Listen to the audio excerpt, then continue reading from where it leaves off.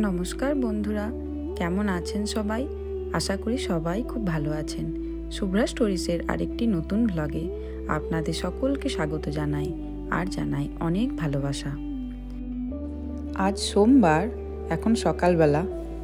তো আজকে একটু টোফু রান্না করব ভাবছি। এই টোফুটা দেখছেন, এটা হলো সয়াবিন থেকে তৈরি, মানে এখানে এটা খুব পপুলার আর কি। মানে সয় মিল্কে ম্যাগনেসিয়াম বা ক্যালসিয়াম সল্ট মিশিয়ে সেটাকে প্রেস করে এটা তৈরি করা হয়, বিভিন্ন ব্লকের শেপ দেওয়া হয়। এটা খুব কিন্তু হাই বেসড প্রোটিন, মানে এটা প্ল্যান্ট বেসড একটা খুব ভালো প্রোটিন, যেটা বাচ্চা বলুন বা বড়রা সবার ক্ষেত্রেই খুব উপকারী। তো আজকে ভাবছি টোফুটাকে একদম কুচি করে কেটে একটু পনির ভুর্জি যেভাবে বানানো হয় সেইভাবেই বানিয়ে নেব। আপনারা যারাই আমার চ্যানেলে নতুন তাদের সবাইকে রিকোয়েস্ট রইল চ্যানেলটিকে সাবস্ক্রাইব করার। দয়া করে সাবস্ক্রাইব করতে ভুলবেন না। তো এই যে আমি একটা ফ্রাইং প্যানে সামান্য একটু তেল গরম করে তাতে পেঁয়াজ ফ্রাই করে আদা রসুন বাটা দিয়ে দিয়েছি। একটাই কাঁচা লঙ্কা দিয়েছি, পল্লবী খাবে তো তাই। তারপর একটু টমেটো অ্যাড করেছি এবং তার সাথে লবণ, যতক্ষণ না টমেটোটা গলে যায়। তো টমেটোটা গলে এলে তার মধ্যে আমি যে আমার মশলাগুলো সেগুলো দিয়ে দিই এক এক করে। তো এই যে হলুদ গুঁড়ো, জিরে গুঁড়ো, ধনে গুঁড়ো, কাশ্মীরি লাল লঙ্কার গুঁড়ো সবই এক এক করে দিয়ে দিই।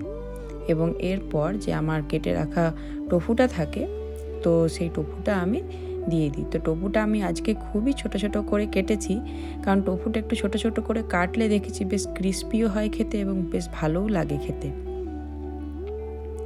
তো আজকে তো পনির ছিল না ঘরে, অন্যদিন পনির দিয়ে এটা করে থাকি, তো আজকে ওই জন্য এটা দিয়েই করে দেখলাম। অনেক দিনই ভাবছি যে এরকমভাবে কোনো একটা রেসিপি করাই যায়, পনির দিয়ে তো করেই থাকি। তো শেষে এই যে ধনে পাতা কুচি ছড়িয়ে নিয়েছি, আমি বেশ কিছুক্ষণ নাড়িয়ে নিয়েছিলাম, তারপর শেষে ওটাকে নামিয়ে নিই। পল্লবীর জন্য খেলনাটা অর্ডার করা হয়েছিল, এই যে একটা কিচেন সেট। তো দেখছি এটা বড়ই ছোট, মানে ভেবেছিলাম একটু বড় বড়, তাও দেখছি একটু ছোট ছোট খেলনাই, মানে বুঝতে পারিনি যেটা এতটা ছোট হবে। তাও খেলনা তো খেলাই যা করতো, খেলতে ভালোই লাগবে। একবার পল্লবী ধাক্কা খেয়ে আমার এই গাছগুলো থেকে বেশ কয়েকটা মাটি পড়ে গেছিল, তো সেগুলোকেই ভাবছি একটু মাটি ভরে দিয়ে একটু সামান্য জল অ্যাড করে আবার রেখে দিই। মানে এগুলো আমার, যেহেতু আমি কয়েকটা ইনডোর প্ল্যান্টস কিনেছিলাম, তো বাইরে রাখার জন্য আমি যেটা খেয়াল করলাম যে ইনডোর প্ল্যান্টসগুলো সত্যিকারেরই বাইরে ব্যালকনিটাই রেখেছিলাম, তো ঠিকমতো বাড়ছিল না, কিন্তু ঘরে রাখার পর এগুলো দেখছি আবার প্রাণ ফিরে পেয়েছে। এই দেখছেন আমার ছোট্ট ছোট্ট ইনডোর প্ল্যান্টস, এগুলোকে মাঝে মধ্যে একটুখানি যত্ন তো লাগেই। তবে এগুলো যেহেতু স্যাকুল্যান্ট প্ল্যান্টস, এগুলোতে খুব একটা বেশি জল দিতে হয় না, সপ্তাহে একবার একটুখানি জল দিলেই হয়ে যায়। তো আমি ফিল্টারের জল সেটাই ইউজ করে থাকি। তো জায়গাটা যেহেতু একটু নোংরা হয়ে গেছে, তাই একটু টিস্যু দিয়ে পরিষ্কারও করে নিয়েছি। তো অনেকটা মাটি পড়েছিল, তা আমি এর জন্য যে স্যাকুলেন্টস যে মাটিটা হয়ে থাকে সেটা ইউজ করি। তো সেই মাটিতেই সারও মেশানো থাকে, আমি টার্গেট থেকে সেটা কিনে এনেছিলাম। তো সেই মাটিটা দিয়েই সামান্য একটু জল অ্যাড করে দিই। এবং এই যে পটগুলো দেখতে পাচ্ছেন, এই পটগুলোর তলায় ফিতে দেওয়া থাকে, যাতে এক্সট্রা জল দিয়ে থাকলে সেটা যেন ঝরে যায়। এই যে আমি এই যে মাটিটা এটা ইউজ করি, এটা পুরোটা আমি আর প্যাকেটটা খুলে দেখাচ্ছি না, আজকে বাঁধা হয়ে গেছে তো তাই। আমি সামান্য একটু ফ্রুটসও কেটে নিয়েছি, আজ বিকেলবেলা একটু বেরোতে হবে, বাজার করার আছে। তো আজ আমার ব্লগটা এই নিয়েই, টুকিটাকি ঘরের কাজ নিয়েই। তো এখানে আমি লেবুর সাথে সাথে এই যে মৌসাম্বি এটাও কিনে থাকি, তো এটাও খেতে বেশ ভালোই লাগে। আজকে ভাবছি যেহেতু হালকা কিছু রান্না করছি, সাথে ফ্রুটস কেটে নেওয়া যাক। আজকে প্রতাপ একটু দেরি করে বেরোবে, তো সাথে ফ্রুটসটা কেটে নিলে ভালোই হয়।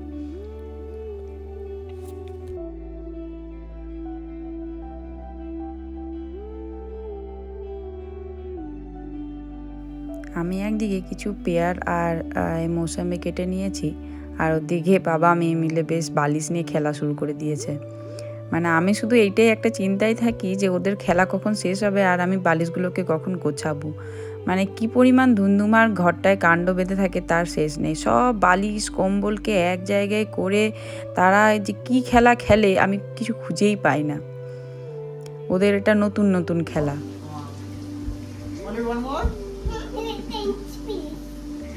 One more finish? No. In your room, small room? No.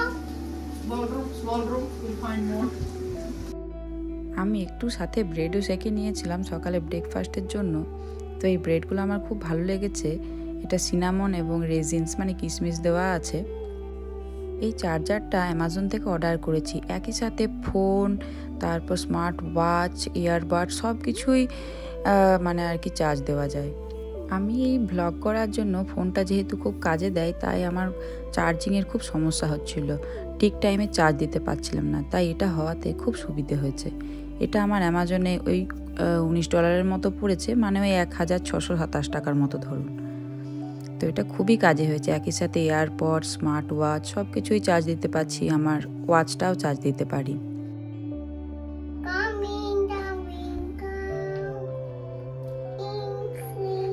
তুমি কি করছো? ফিশগুলোকে ক্লিন করছো? ও আচ্ছা। তোমার যে ঠান্ডা লেগে যাবে বাবা। হ্যাঁ, তুমি এতক্ষণ ধরে জল ঘাটলে ঠান্ডা লেগে যাবে।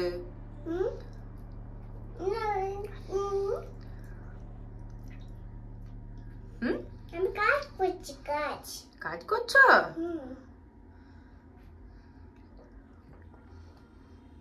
বাও,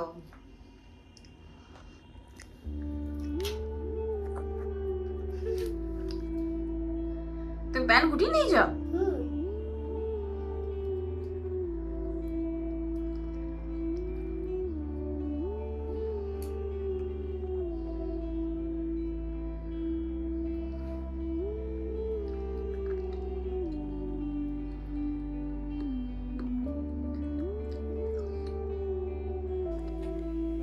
এখন আমরা বিকেলে যাব, একটু বম্বে বাজার যাওয়ার আছে, একটু মেট্রো মার্কেটও যাওয়ার আছে।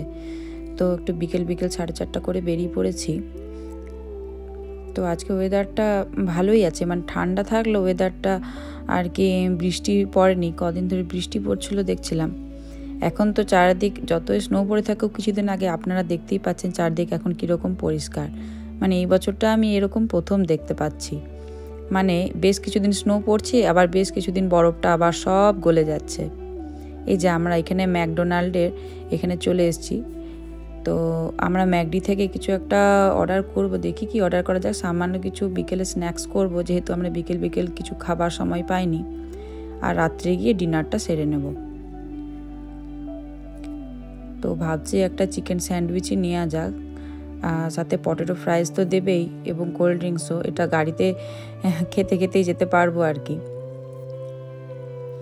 তো প্রতাপ তো এখানে প্রায়ই আসে, তো আমার এখানে প্রথম আসা, তাই একটু ব্লগ করে নিয়েছি। এটা অনেকের কাছেই নতুন না, আমি দেশেও এর আগে এসেছি, তবে এখানে আমাদের এটা সামনেই, মানে ম্যাকডির এই যে শপটা এটা খুব সামনেই পড়ে এবং আমরা এখান থেকে প্রতাপ মাঝেই নেই, আমি আজ এসেছি প্রথম। তো আমরা প্রথমে তো খুঁজেই পাচ্ছিলাম না যে ঠিক কী নেবো। প্রথমে তো ইচ্ছে করছিলো যে চলো এখানে আর কি ডিনারটা সেরে নিই, তারপর ভাবলাম না, ডিনারটা এটা খেয়ে সারা ঠিক হবে না, একটা কিছু হালকা খেয়ে নিলে এখান থেকে রাত্রে ডিনারটা যেভাবে আমরা মানে অন্যদিন খেয়ে থাকি সেটাই খাওয়া ঠিক হবে। তাই একটা হালকা করে চিকেন স্যান্ডউইচ নিয়েছি। তো পল্লবী পটেটো ফ্রাইস খাবে, ও সাথে কিছু পেয়ার কেটে নিয়েছিলাম, ওটাও খেতেই চলছিল। ও ব্যাপারটাকে বেশ এনজয় করেছে।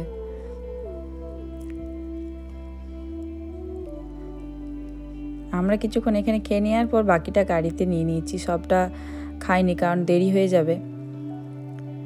এরপর আমরা আমাদের বম্বে বাজারের উদ্দেশ্যে রওনা দিই, কারণ বম্বে বাজার থেকে আমাদের বেশ কিছু জিনিস নেবার আছে। বম্বে বাজারে কি পাওয়া যায় না পাওয়া যায় এই নিয়ে তো আমি একটা ব্লগ এর আগেই আপনাদের দেখিয়েছি।